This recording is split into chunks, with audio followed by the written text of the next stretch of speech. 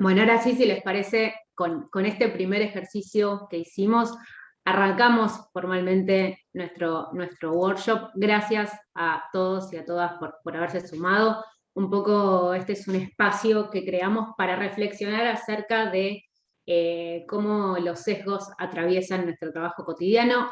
Es muy chiquito, el objetivo es que ustedes se lleven un punto de vista distinto sobre algo que es nuestra práctica cotidiana. Así que de eso se trata.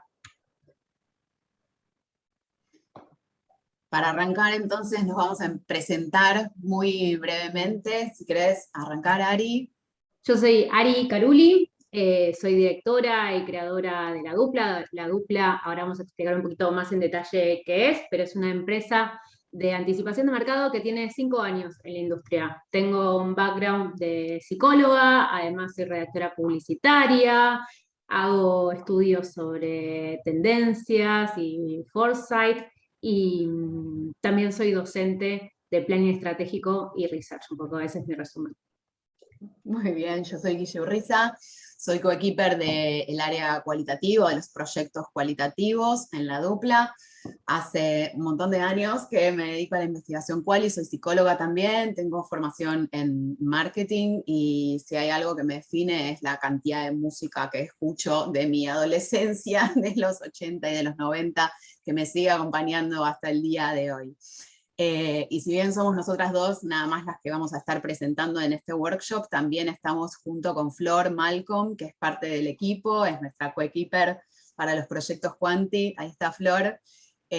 Así que bueno, gracias a todos por estar acá nuevamente y vamos a ver un poquito más qué es lo que hacemos y quiénes somos en La Dupla. Pasamos, si querés, Ari, a la siguiente. Como les contaba recién, Ari, lo que hacemos nosotras es anticipación de mercado.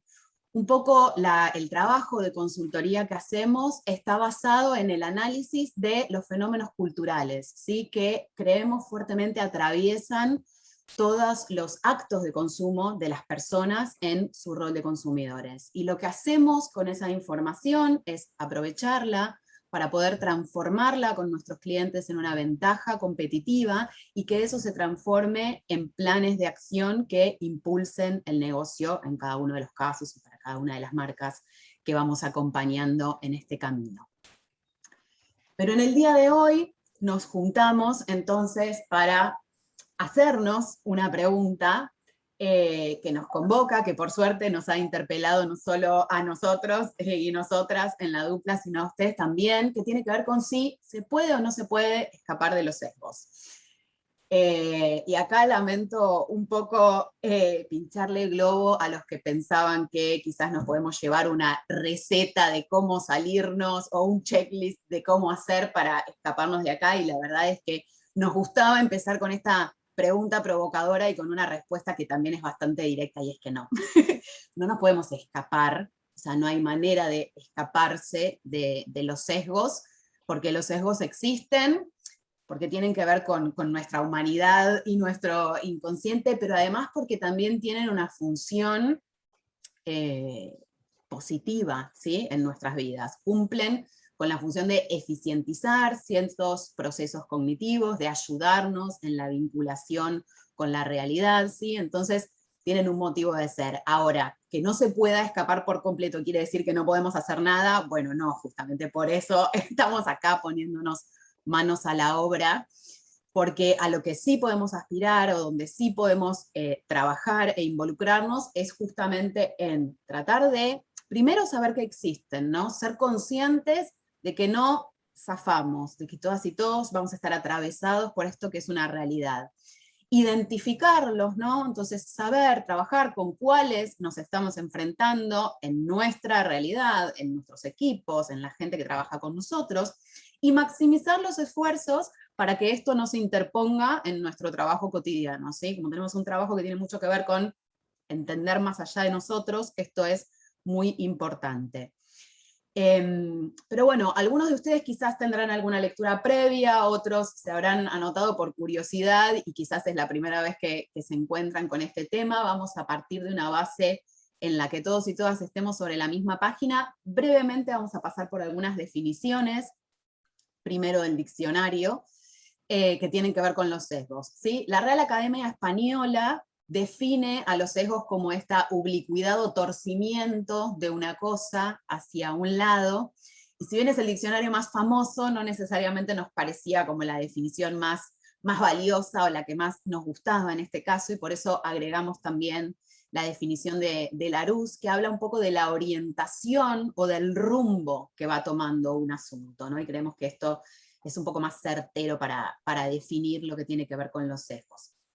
Pero si avanzamos un poquito más, lo que vemos es que el sesgo cognitivo, en realidad, como decíamos antes, tiene esta razón de ser y surge de una necesidad evolutiva, ¿sí? De una necesidad de poder emitir un juicio o emitir una respuesta rápidamente ante una situación, un estímulo o un problema que se presenta como complejo y que para responder en una mayor cantidad de tiempo llevaría todo un procesamiento mental y una determinada cantidad de filtros, que entonces lo que hacemos es simplificar ese proceso. Y para eso nos ayudan también los sesgos mucho en nuestra vida cotidiana. Lo que sucede es que los sesgos surgen de diferentes procesos que no siempre son tan fácilmente identificables o tan fácilmente diferenciables, ¿sí? Porque algunos tienen que ver con cuestiones más cerebrales, y eso lo vamos a ver incluso ahora, que están más en el plano de los atajos mentales, y otros tienen bastante más que ver con cuestiones que ya van al plano de lo emocional, de lo moral y de las influencias sociales, y estos últimos son sobre todo los que más nos interesan trabajar, por lo que tiene que ver con nuestra práctica y en donde más vamos a focalizar en el día de hoy.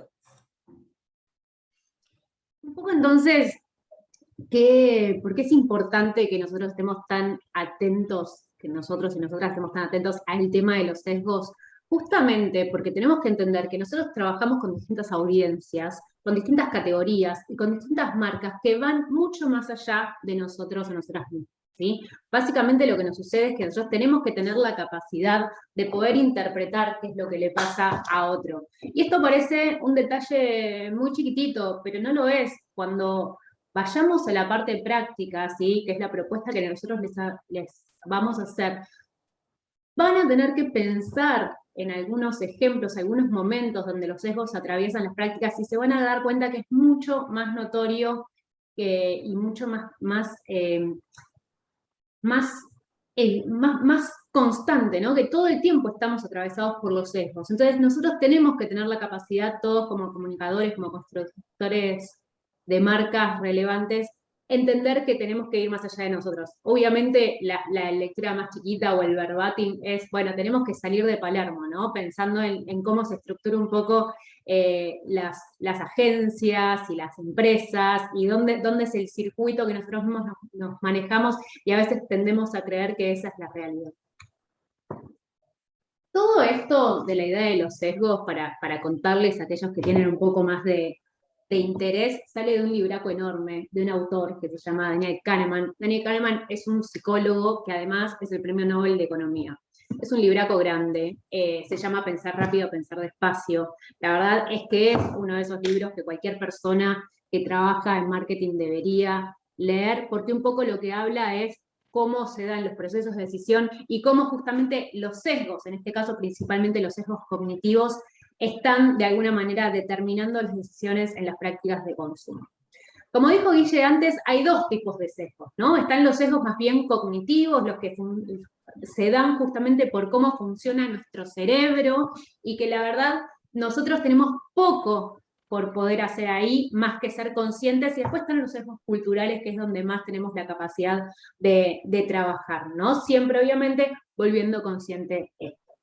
Los de arriba son esos sesgos cognitivos que tienen más que ver con las formas que nosotros tenemos de procesar la información, ¿no? Hay muchos sesgos, nosotros acá seleccionamos los 4 que creemos que más atraviesan nuestras prácticas. Es el sesgo de cercanía, ¿no? Que es creer que las personas que conocemos piensan igual, y seguramente esto les resuena. Se habrán sorprendido alguna vez cuando se develó que alguien que tenían muy cercano y que confiaban y que sentían que tenían una opinión y un punto de vista sobre el mundo en común, eso no es así. El sesgo de confirmación, que es el segundo sesgo que opera mucho, que tiene que ver con prestar más atención a las perspectivas que apoyan un punto de vista personal y rechazar lo que contradicen. Obviamente hoy está todo atravesado esto por el algoritmo, que viene a ser como la expresión cultural de ese sesgo que ya está innato en las personas. El sesgo de la selección observacional, que es sentir que algo sucede más frecuentemente después que lo detectamos la primera vez, ¿no? Eso que nos sucede que, uy, no sé, voy a hacer una pavada, ¿no? Pero vi X cosa en la calle y empiezo a verlo cotidianamente como si de golpe hubiera habido una proliferación de ese emergente. Bueno, en realidad no es que hubo una proliferación de ese emergente. Lo que está sucediendo es que vos por primera vez pusiste la mirada sobre algo que antes no te llamaba la atención. Y el otro, que sucede un montón también, es el efecto bandwagon, que es tender a seguir la opinión de lo que avala la mayoría. Esto de no querer quedar afuera, bueno, ¿por qué es tan importante esto? Porque obviamente está muy determinado por las normas sociales y las modas. Entonces, eso de querer pertenecer a las mayorías también es algo que hacemos instintivamente, que lo hacemos porque así funcionamos. Y como dijo Villa al principio, no es que los sesgos están mal, los sesgos son lo que nos permite que nuestro cerebro funcione de manera más eficiente, ahorrando energía con los atajos mentales en aquellas cosas que por automatizadas nos permiten vivir en la realidad de un modo mucho más fluido, ¿sí? Si no, obviamente no tendríamos la capacidad de procesar todo sin lo automatizado. Y en la parte de abajo están aquellos que nosotros podemos trabajar mucho más o que resultan más relevantes señalar en nuestra práctica de construcción de marcas. Obviamente el primero del que marcamos es el instintivo, que es alejarnos reactivamente de lo distinto. Así funcionamos.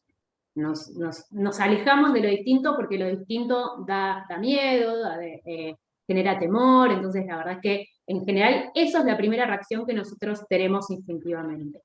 Y después hay otros 3 sesgos de carácter cultural que son fundamentales. El sesgo de vivencia, que es analizar todo desde la propia óptica, desde el propio punto de vista. El sesgo de crianza, que es el clave del trabajar, ¿no? Que es un poco la idea de normalidad construida, y el sesgo cultural, que es las reglas a seguir para pertenecer. ¿Por qué marcamos o enfatizamos bastante los sesgos de crianza? Porque son los que nos atraviesan todo el tiempo y porque la idea de normalidad seguramente nos resuena muchísimo, ¿sí? Trabajamos con una idea de normalidad que por suerte y poco a poco se está empezando a deconstruir, pero que todavía falta muchísimo. Entonces, esta idea de normalidad es lo primero que queremos poner en juego y que queremos desafiar. Hay tantas normalidades como personas, se podría decir. Acá traemos algo del glosario de MEP. MEP es Mujer en Publicidad, es una organización que también está muy buena para quienes no la conocen, lo pueden seguir. Una de las acciones que hizo fue crear un pequeño glosario de construcción publicitaria. En ellos también está el concepto de sesgos. Y lo que traemos es una cita que es algo que para nosotros nos es muy útil, que es que con los sesgos pasa algo interesante, y es que una vez que te lo marcan, ya no podés dejar de verlo. Y un poco esa es nuestra intención en este encuentro, ¿no? Que cuando ustedes piensen en las realidades, en las prácticas cotidianas de su trabajo, desde la perspectiva de sesgos, entonces puedan ver un nuevo modo de observar y de trabajar con las cosas, ¿sí? La verdad es que parece una obviedad, pero no podés creer que no lo habías registrado. Y efectivamente es eso lo que ocurre cuando uno piensa desde la perspectiva de sesgos. Entonces nosotros les preguntamos al principio qué era para ustedes emprender, digo, y no fue porque sí, sino que acá tenemos una experiencia que hicimos, la verdad es una experiencia que ya tiene bastante tiempo, desde el 2018, pero nos sigue resultando súper útil para justamente trabajar esta idea de los sesgos. Nosotros lo hicimos con otro objetivo, tenía que ver con hacer una experiencia de research colaborativa y de manera autogestionada para un grupo de emprendedores que se desarrolla en el barrio 31. Ese grupo de emprendedores sigue trabajando, sigue reuniéndose.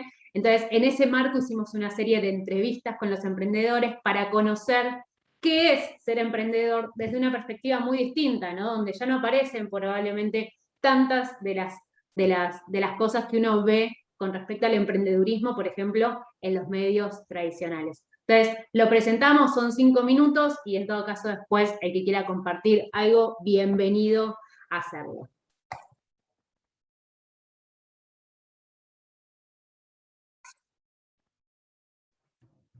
No tiene el audio, Ari. ¿No se escucha el audio? Ah, esto iba a pasar. Miren, vamos de nuevo. Voy a compartirlo desde acá.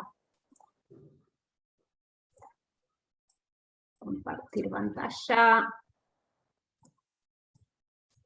Ahí está, y después volvemos. Villa 31 es el asentamiento ilegal más emblemático de la ciudad de Buenos Aires. En él, un grupo de emprendedores autogestionados se propuso capacitar a la población desocupada para que puedan mejorar así su calidad de vida. Con el objetivo de desarrollar un plan de acción que les ayude a hacer realidad ese deseo de ayudar al prójimo, desde la Dupla &Co y Marcas que Marcan, generamos una investigación etnográfica y cuantitativa para entender qué representa ser emprendedor en el barrio, así como las necesidades, motivaciones y barreras que existen para emprender en dicho contexto. Enfocar primero y decir, ¿qué es la palabra emprendedor o emprendedora? ¿Viste? Entonces, y eso como que la gente, con el mismo nombre, la gente toma empeño. Claro, porque de golpe te empezaron a llamar de una manera que no sabías que... Y muchos de ustedes sabían emprender. Somos emprendedores sin saberlo. Puede ser las provincias también, exportar a las provincias, todo esto. Y después hacer exportación fuera. Esa es mi ilusión, siempre. Bueno, yo ahí empecé ahí a fabricar ahí unas botineras deportivas, ¿ya? Y vi que se le puede poner algo ahí, agregarle algo para que así llame más la atención al público. Y bueno, le cambié cosas ahí y eso lo hice a base de lo que yo estudié en el CEDEL. Me sirvió mucho aprender, ver las oportunidades de otra forma. ¿Qué quiere decir eso de ver las oportunidades de otra forma? Como que te abre la mente ahí, ya, y es diferente, o sea, ahí siempre hay algo que hacer ahí. Y ahora yo, para cambiar esas cosas ahí, ahora yo puedo vender ahí, por si yo antes hacía 30, ahora puedo vender, yo tenía un pedido de 120, de un solo cliente. Él se sentó el primer día en la parte del fondo. ¿Qué estoy haciendo acá? Después, a media clase, ya estaba un poquito de filas más adelante. A la segunda clase él estaba a la mitad. La tercera clase él estaba adelante conmigo. Entonces, y le digo, ¿por qué? No, me está haciendo pensar, me dice, me está haciendo razonar, me está dando cosas. Dice. Como emprendedor yo no me costó, pero me ayudó a aprender cómo manejar, conocer gente, tener habilidades, hablar, porque antes yo no tenía facilidad mucho de hablar. Ahora sí, ahora estoy practicando. Ahora no se nota. No se nota. ¿Y vos qué necesitas para que tu emprendimiento crezca? Ahora yo no necesito nada, lo que necesito es paz. Ya tengo mis hijos grandes. Cuando decís paz, ¿qué quiere decir? La verdad, quiero que te diga, necesito pensar en mí ahora. Yo pienso que yo ya saqué muchas cosas de mí para darle a todos. Y no me fijé en mí. ¿Qué sería pensar en vos, por ejemplo? Quisiera sentarme en una plaza, tomar un helado, ir a una pensión, o sentarme en una pensión, tomar un café, o ir a una peluquería y fijarme en mí. O ir a ver un concierto y mirar. Esas cosas nunca, nunca. Así que ahora que ya soy grande ahora, y pienso que lo voy a hacer un día. que sigan igual como ser compañeros con la gente sin necesidad de qué país somos, sin ver la cara, sin ver la ropa, sin ver nada, o sea, todos por igual, porque todos tenemos un corazón, todos tenemos un sentimiento y toda la mayoría de nosotros las personas necesitamos ese afecto, ¿viste? Las enseñanzas y las, prácticamente, como yo digo, el amor que tienen vos, las chicas, las que nos enseñan, las que hablan con nosotros, nos brindan a lo menos esa sonrisa, ¿viste? De confianza. Creo que a través de la ayuda de todos ustedes, ¿no?, que nosotros conocemos en los talleres, vamos a lograr muchas cosas. Nuestro objetivo fue ayudarlos a averiguar el valor real y simbólico que tiene ser emprendedor para esta población y los dispositivos que el grupo debería generar para cumplir con su misión y promover el crecimiento de esta economía de impacto social que gana cada vez mayor relevancia en la cultura actual. Marcas que marcan y la dupla ANCO. Anticipación de mercado.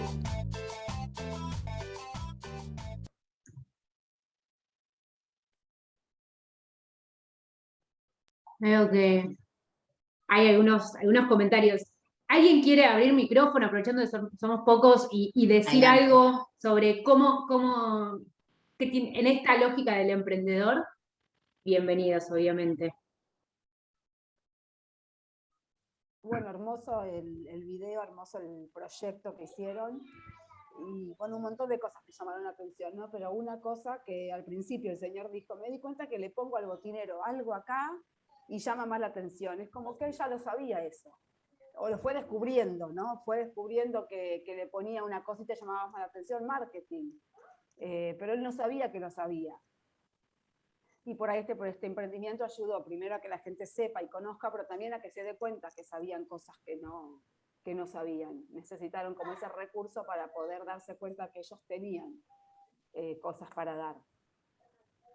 Totalmente, digo, el estereotipo, si se quiere, que circula sobre el emprendedor, digo, y hablo del emprendedor en masculino porque ese es el que predomina, es casi como Marcos Galperín, ¿no? Como el referente de los emprendedores que todos tenemos que apuntar. Y la verdad que el mundo del emprendedurismo es muchísimo más grande y a medida que uno se va metiendo, obviamente en el ecosistema de impacto te empezás a encontrar con un montón de cosas mucho más interesantes. En este tipo de comunidades, por ejemplo, donde hay un grupo autogestionado de emprendedores que trata de avanzar y construir modos de mejora. No sé, si pensamos en la cultura, en el espacio simbólico que ocupan esta gente, en general no creo que sea la del emprendedor, es más bien la del busca o que tiene algún negocio, digo, pero no se los llama emprendedores. El changarín no se los llama emprendedores. Digo, entonces, ahí, por ejemplo, es un espacio para repensar. Y obviamente son los sesgos culturales cuando nosotros pensamos en el emprendedor como Galperín y no como, por ejemplo, Juan, que era uno de ellos, o Gaspar, ¿no? Entonces, ahí tenemos que un poco pensarnos en nuestra práctica. ¿Alguien más que quiera agregar algo?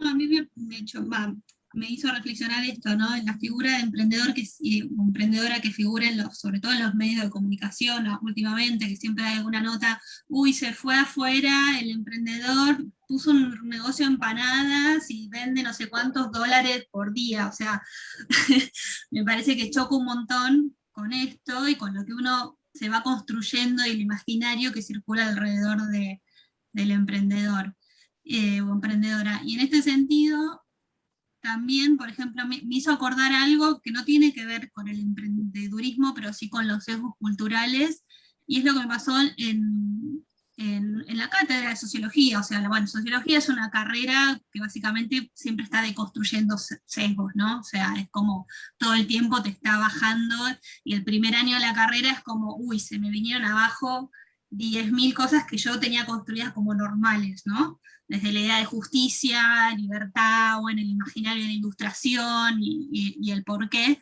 Pero algo muy llamativo que trabajando en la cátedra de delincuencia y sociedad, de delito y sociedad, primero cuando yo estaba estudiando, lo primero que hacían es hacerte una encuesta, ¿no? Te decían, bueno, ¿cuáles son los principales delitos en Argentina? Y después te decían, describí al delincuente, ¿no? Entonces, uno tendía a decir, y bueno, tiene gorrita, jogging, se va por la calle así, bueno. Cuando después fui docente y haciendo ese ejercicio desde el lado de la docencia y analizando las encuestas y las respuestas, fue en el 2004, ¿no? Cuando estaba todo el robo anciano, secuestro express.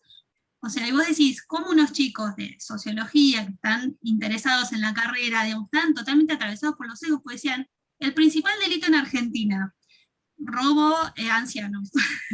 Segundo delito, secuestro express. O sea, y ahí está claramente cómo los medios obviamente construyen todo el tiempo y van alimentando determinados imaginarios que se terminan sistematizando como normalidad y que estamos totalmente atravesados todo el tiempo, y que es difícil salir de esa lógica. O sea, pensar que en un país el robo a ancianos es el principal delito, me parece que está clarísimo, y no era una persona, de todos los estudiantes era una gran mayoría, ¿no? Que marcaba como el top 3 de los delitos.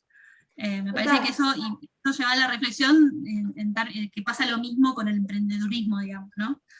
Sí, y un poco lo que el punto es cómo nosotros que trabajamos en comunicación, donde apelamos a estereotipos porque es el modo de comunicar más fácil, a veces caemos en estas cosas negativas. Y bueno, yo cuento siempre, ¿no? Dos casos, ¿no? Digo, porque la verdad es que, como decíamos al principio, nosotros no podemos escapar de los sesgos, solamente lo que podemos estar cada vez más conscientes de que eso nos ocurre. Una persona del equipo que no está, en un momento estaba haciendo unas entrevistas para analizar para un producto alimenticio, estamos haciendo como etnografía digital a distancia, y las personas tienen que amasar pan, ¿no? Entonces amasaban pan y demás, hicieron el pan, la persona que era de nivel bajo agarra y dice, uy, sí, buenísimo, ya tenemos la cena. La moderadora de nuestro equipo, digo, que nos pasa a todos, no es para señalar, digo, la moderadora de nuestro equipo dice, sí, claro, le pones unas hamburguesas y estás, porque el pan tenía un poco esa forma. La persona le responde, no, esto con mate cocido y ya está. Digo, nosotros, desde nuestro mundo, insisto en la idea del palermitano porque es muy estereotipada, no concebimos que la cena sea el pan. Entonces, ahí, por supuesto, son los sesgos que atravesaron en la moderación, los sesgos culturales que tenemos y que a veces nos cuesta trascender. Sí, y un poco, perdón, también para sumar esto por lo que traía Flor también, ¿no? Ni nuestras carreras nos salvan, ni lo que estudiamos nos salva, digo, todos estamos atravesados porque somos humanos, y sucede. El segundo ejemplo que tenemos para compartir tiene que ver con un brief de un trabajo muy lindo, muy hermoso, que tenía justamente que ver con inclusión y con diversidad y con el trabajo de distintos colectivos, y cuando lo estaba compartiendo y le estaba contando a Ari de que se había tratado ese trabajo, lo llamé de la misma manera que lo venía llamando en el brief y como se había llamado. Estábamos hablando de minorías. Y en realidad, de los colectivos de los que estábamos hablando, a nivel numérico, no era ninguna minoría. Estamos hablando de mujeres, estábamos hablando de nivel socioeconómico bajo, estábamos hablando de adultos mayores, y sin embargo, había tomado yo, en mi caso, sin cuestionar este término, desde donde había venido, y lo seguía utilizando indistintamente. Entonces, nada, la parada, la reflexión, esto que decíamos antes que sacamos del glosario de MEP, que a mí me pareció muy ilustrativo, esto de que una vez que lo viste, o sea, a esta moderadora no se le va a ocurrir nunca más asumir que una cena es lo que a ella se le ocurre, ni a mí pensar en minorías, ni estas cosas, ¿no? Que hacen que se te despierte la lamparita, y bueno, ya estamos preparados para ver mejor el que viene. Fíjense cómo esto está atravesado por ese sesgo que habíamos marcado cultural, ¿no? La idea de normalidad. Digo, en el momento que nos gustaría que se lleven, que el concepto de normalidad no existe, y que hay tantas normalidades como personas, y que si nosotros tenemos que pensar en la construcción de marcas masivas, no podemos creer que el nivel medio bajo son una minoría. No podemos pensar así, no podemos pensar que las mujeres son una minoría. Digo, hay un montón de cosas. Obviamente eso tiene que ver con dónde está sostenido el poder, ¿no? Todos son relaciones de poder. Bueno, el poder se concentra en lo que en realidad es una minoría en términos numéricos. Otro ejemplo, porque creemos que este es el modo en que, primero, en mostrarles que de verdad ninguno escapa, sino que lo que nosotros hacemos es estar un poquito más avanzadas en este modo de pensarlo. Tengo un cliente con el que trabajamos mucho, que hicimos estudios para tratar de entender cómo son las infancias hoy en día en toda Latinoamérica. Hicimos proyectos en Brasil, en Argentina, en México. Este proyecto fue justo antes de la pandemia, yo machacaba sobre la idea de sesgos, de cómo una marca que se dirige a las infancias un poco es responsable de la construcción de los estereotipos de género, desde los personajes que realiza, las franquicias y los productos y juguetes que ofrece, cómo estructura las comunicaciones, y un poco me había puesto como a machacar eso. Por supuesto, la primera reacción del cliente es que yo estaba atravesada por esto y que en realidad no era tan así. Nos llevó 2 años, seguimos trabajando con el cliente, nos encontramos hace poco en otra conversación, en otro proyecto, y él me hablaba de cómo hoy las niñas y los niños vienen deconstruidos y vienen tan atentos, ¿no? como tan claros con respecto a esto de la no diferenciación. Y un poco mi punto es, no es que las niñas y los niños vienen distinto, no es que las infancias hoy piensan distinto, las infancias llegan al mundo y son las instituciones sociales, la familia, los medios, donde están las marcas, las publicidades, los discursos publicitarios y demás, son los que terminan construyendo esa mirada estereotipada. Entonces, no es que hoy las infancias vienen distinto, lo que sucede es que ahora hay personas adultas que en tanto esto se volvió un tema relevante, están dispuestos a escuchar distinto lo que las infancias tienen que decir. Y nosotros teníamos, así como hicimos este video con entrevistas y en los lugares, teníamos etnografía, videos de un niño que está ahí hablando con la hermana y que él le peleaba y le decía, ¿por qué yo no puedo usar collares si a mí me gustan los collares? Y aparte hay algunos varones que usan collares. Ese era el tipo de discursos que nosotros habíamos encontrado para sostener que en realidad las instituciones y demás tienen un efecto grande en la construcción de subjetividad y que como marca emblema de las infancias se tenía que hacer cargo. Y en ese momento no lo pudo ver el cliente, y no es que es un cliente que no la entiende, vivimos en este mundo, nos atraviesan nuestros propios sesgos y no lo pudo ver. Bueno, 2 años después llegamos a ese espacio. Lo que creo que todos los que somos comunicadores tenemos que lograr es llegar a ese espacio antes que nos lleve puesta la ola, porque hay una frase muy linda que acuñé hace un tiempito, que es: el cambio no te va a esperar.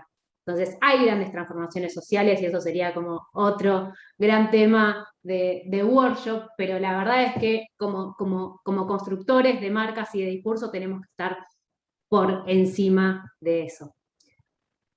Nosotros habíamos escrito también un punto de vista que lo podemos compartir después, hace unos meses largos de hecho, que tiene que ver con algo más específico de la investigación de mercado. Este concepto de muestras representativas, ¿no? Y la muestra representativa hoy en día no es representativa, eso es un poco nuestro planteo, ¿no? La pregunta que hacemos es: ¿cuán representativas son las muestras representativas? Porque en realidad lo que hacemos es tratar de priorizar en la población en cierto sector geográfico, hasta 45 años, como si después la gente no existiera, el nivel socioeconómico, como nos cuesta llegar a los niveles bajos, o en realidad siento que no son tan importantes para el consumo, grave error, entonces no los considero. Entonces se empieza a hacer un recorte de la realidad objetiva en función de mis propias creencias, de mis propios sesgos, y entonces terminamos teniendo algo que se supone que es representativo de lo que le pasa a la gente, que obviamente tiene una distancia enorme.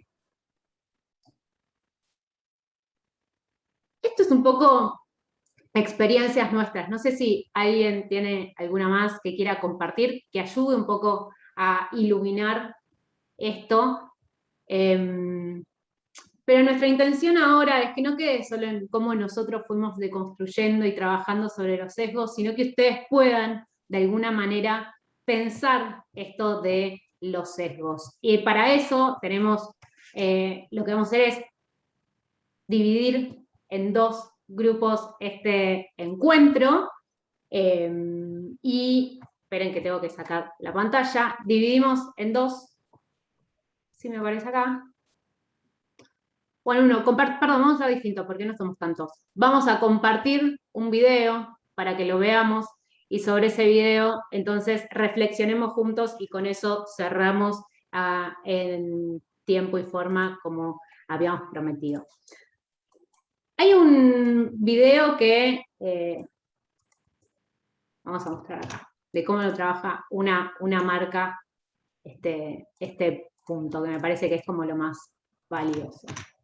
Perdón, pero como no funcionan los videos, lo voy a poner directamente compartiendo el YouTube.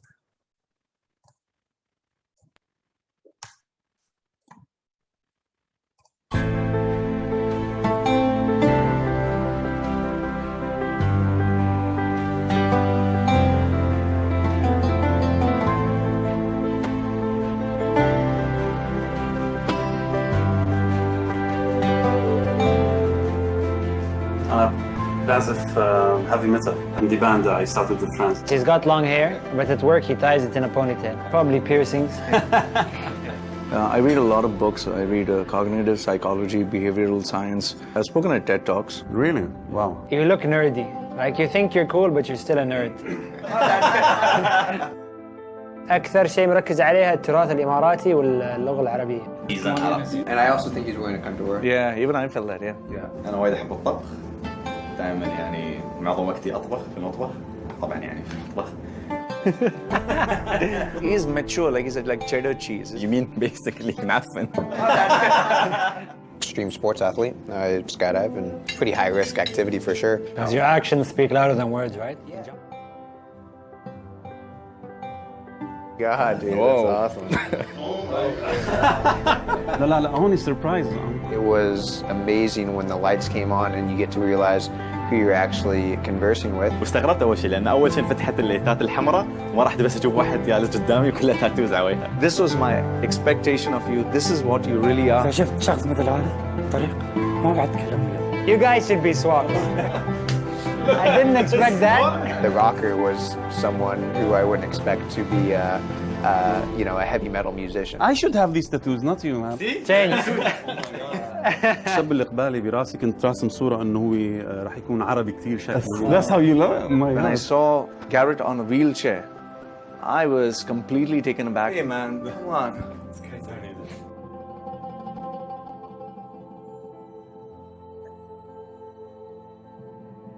لما جت العلبة فتحته ما مكتوب عليه شيء. ما مكتوب عليه كوكاكولا. And the minute I turned around, I saw that labels أو الشعار أو المغلف أو التصميم هو بس للعلب مش للناس. ترى واضحة. يعني المفروض ما تحكم على الواحد بالشكل. الشخص مو بلازم يعني ننتقده بشكله لكن أول شيء نتعرف عليه عقب نقدر نقول كيف الشخص. It changes your mind, your perspective, your heart.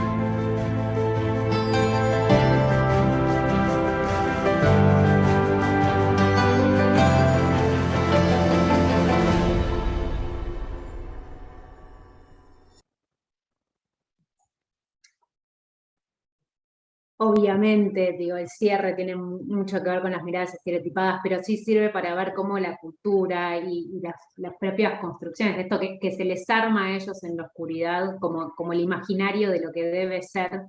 Bueno, eso es muy claro para ejemplificar qué es lo que nos sucede en el día a día, en nuestras prácticas cotidianas. Digo, entonces, el ejercicio es saber que eso ocurre, y que no nos podemos escapar. El desafío y lo máximo que podemos hacer es ser consciente que eso nos pasa para tratar de generarnos un espacio de reflexión adicional que nos impida funcionar, que nos impida como trabajar automatizadamente, ¿no? Que nos permita generar nuevos espacios de reflexión y pensar si hay algo que de los sesgos propios que tenemos nos esté impidiendo llegar a la realidad tal como debemos. ¿Alguien que quiera compartir alguna reflexión, punto de vista? Experiencias. Experiencias, obvio. Hola, Lo que ¿se escucha? me pareció interesante, ay perdón, habla vos. Hablo Sí, yo. Max. Vale. Ese lo conocía, me parece excelente ese video. Y yo quería decir algo antes con respecto a lo de emprendedorismo, que, o sea, yo trabajé para la Secretaría de Emprendedores del Gobierno de la Ciudad y tengo ese sesgo, lamentablemente, entre comillas, porque cuando me aparece la palabra emprendedor, para mí es trabajar en el CMD, emprendedores que tienen otras características. Obviamente que lo que la señora o el señor decía, branding o marketing, eran las mismas problemáticas que se planteaban en el CMD, pero obviamente con otra estructura. Entonces me retrotrae esa cajita que uno tiene, ¿viste? Vas directamente a eso. Y otro segundo ejemplo muy breve es el tema de sesgos culturales. Yo trabajé 2 años en la provincia de La Rioja, en la Universidad de Chilecito, sigo trabajando para la universidad, y ahí ese sesgo creo que es el que uno, no sé, hay miles, pero uno de los que más me marcó y me sigue marcando, porque bueno, yo fui con todos mis sesgos de porteña, de nacida en Cava, pensando que los planes de comunicación eran de determinada manera y las redes deberían ser bla, bla, bla, y me dieron 25 mil cachetazos, que todavía hoy, después de 5 años y trabajando para ellas y para ellos, sigo tratando de construir. Así que bueno, nada, esos 2 ejemplos. Estuvo excelente. Genial, gracias Max. Gracias.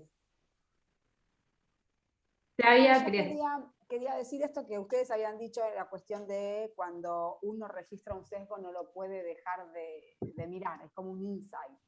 Y eso es súper interesante, porque entonces poder deconstruirse desde ese lado, desde mirarlos, entonces no poder dejar de mirarlos y tratar después de la conciencia, mirar todo desde ese lado, desde registrar esto como un insight, es fantástico. Es un trabajo duro, pero que al ser tan profundo queda, me parece. Sí, y que no se termina nunca, la realidad, porque cuando uno arranca estos procesos deconstructivos, lo que termina pasando es que siempre hay más, digo, y que probablemente, si yo pienso en 2 años, vamos a estar en un lugar muy distinto con respecto a los sesgos de lo que estuvimos en este workshop. Digo, ojalá, porque entonces es que fuimos progresando en esta lógica deconstructiva. Pero efectivamente ese es el punto. Una vez que, por eso hablábamos del objetivo de esta reunión, ¿no? Es, bueno, es tratar de dejar en evidencia que esto no sucede y plantar la semillita para que cada uno se reflexione sus prácticas cotidianas. Digo, con eso ya estamos.